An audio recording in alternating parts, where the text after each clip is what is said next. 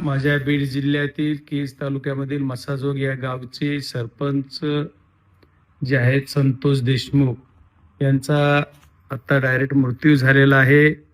त्यांना दुपारी 3 वाजता केजच्या टोल नाक्यावरून उचललं गेलं, त्यांचं अपहरण केलं गेलं आणि त्यांना केज तालुक्यातील दहिटणा या गावी त्यांचा मृतदेह 6:30 वाजता टाकला असा एक माहिती कळती।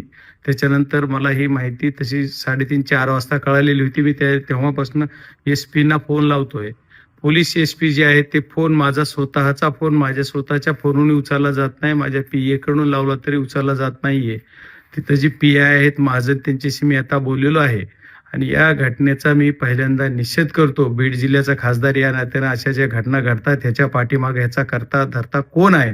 कारण एका तरुण सरपंचाचा 5 वर्षे मागच्या काळापासून उपसरपंच होते, आता सरपंच आज तागायत आहेत, चालू सरपंच आहेत। मसाजोग गावच्या एवढ्या मोठ्या गावचे ते सरपंच असणारा ऍक्टिव्ह कार्यकर्ता असणारा हा मुलगा